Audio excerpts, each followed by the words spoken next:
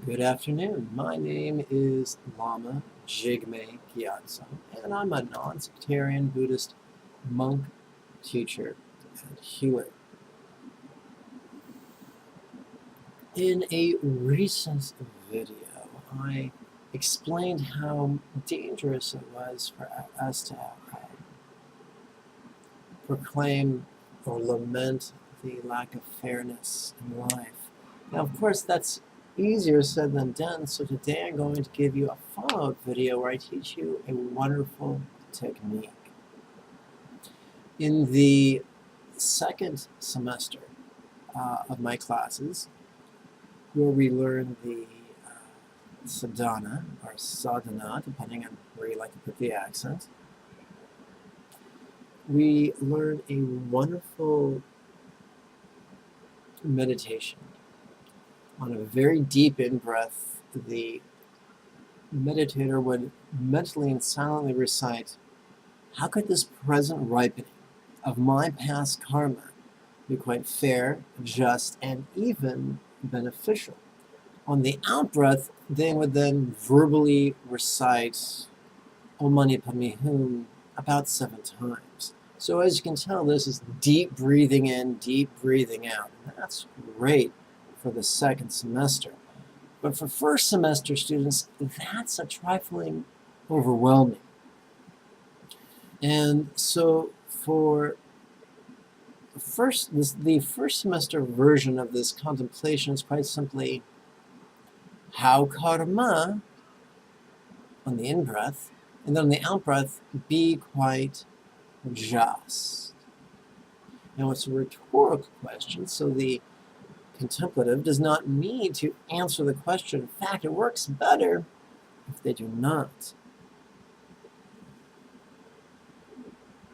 And to lament, that's not fair, is based on the assumption that if I don't like what's happening in my life, then what's happening in my life is bad for me. And if what's happening in my life is bad for me, then there is no justice in the universe. Let's pretend those assumptions were balloons. Let's take a pin and pop each one. So here's the deal.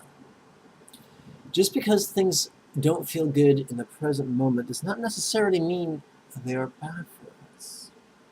Sometimes a really good workout in the moment doesn't feel great. Afterwards, it feels wonderful.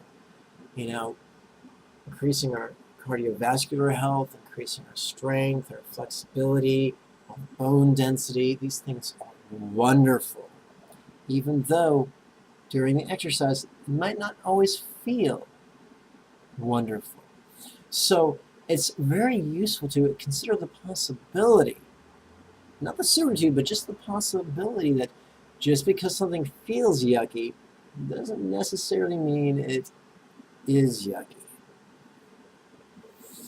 Which means that if something happens and it feels yucky, it might not be the ripening of bad karma. It could very well be the ripening of good karma. How cool is that? So whether something is temporarily pleasurable or painful really is not a test of whether it's good karma or bad karma that's ripening. A story is told by one of my teachers. The story comes from Tibet. A young man's wife gave birth to his first son. His neighbor said, "Congratulations, what good fortune." And the man said, who was a meditator, said, "Perhaps." The young man survived infancy and toddlerhood and became a little boy, and he got injured and maimed. And his friend's neighbor said, "Oh, what a tragedy, what a misfortune." The young boy's father said, "Perhaps," he wasn't rushing to judgment. 10 years elapsed. The local warlord conscripted everyone's young men, everyone's male children. Most of them died in a meaningless skirmish, except for the protagonist's son, who was too lame to go to war. And so, whether something seems pleasurable or seems painful has little bearing on whether it really is fortuitous or not in the long run. Now, to try to force ourselves not to feel a certain way is foolhardy. That never works. That's why the first meditation in this sequence was, how this not satisfy.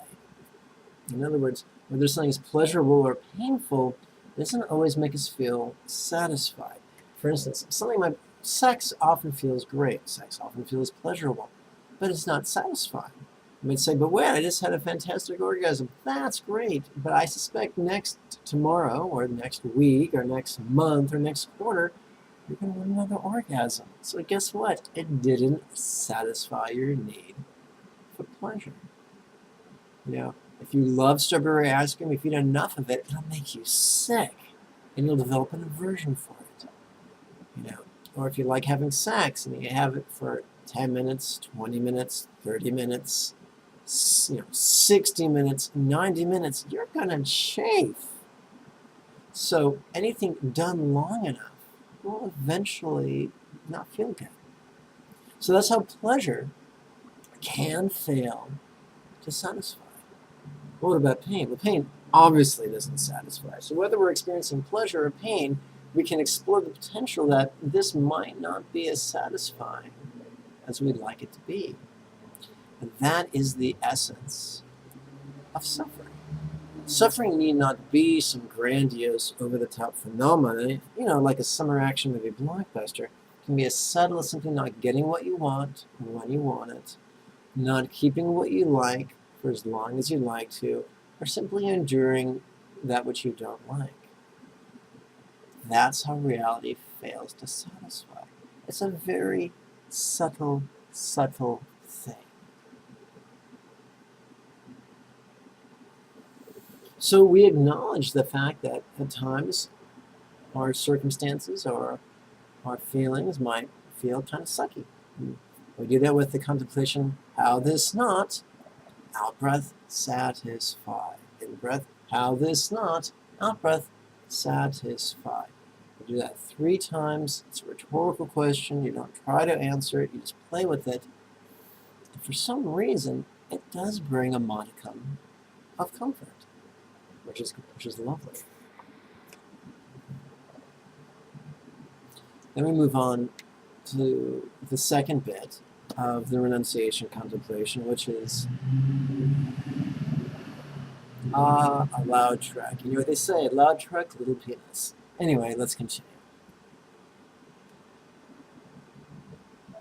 The second contemplation is, why turn from, out breath, suffering's cause. So we're not renouncing pleasure, we're renouncing 2 things, suffering and the cause of suffering.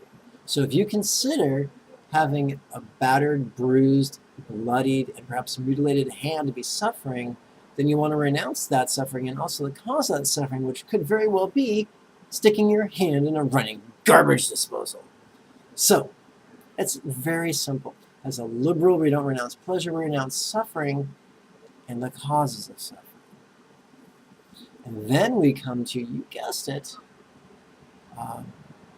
how karma be quite just. On the in-breath, we ask, how karma. On the out-breath, we complete the question, be quite just. So we're just looking for that. We're not saying this is a certitude, we're not saying this is dogma, we're just playing with a possibility. Maybe what we're experiencing is an inconvenient blessing. Or maybe if it's not blessing, it's well earned. You can say, well, how can I take comfort in that? Take comfort in the fact that we're not a victim of anyone else than ourselves. Now, is that 100% true all the time? A fundamentalist would say yes. A liberal, maybe not.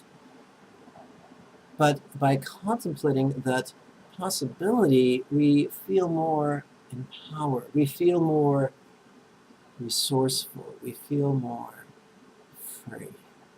So the next time something happens that makes you want to exclaim, that's not fair, you can play with these 3 contemplations. The first contemplation, how this not satisfy. The second contemplation, why turn from suffering's cause. The third contemplation, how karma be quite just.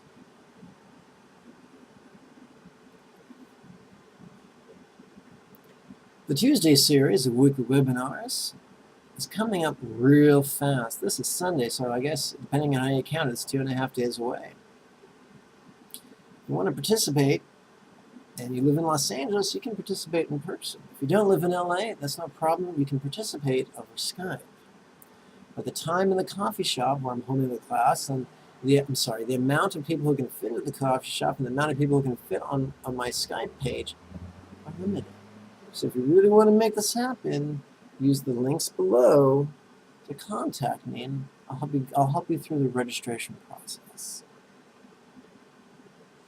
As always, if you have any questions, comments, or just want to give me a cyber hug, feel free to leave a comment below. May you and yours be healthy and happy.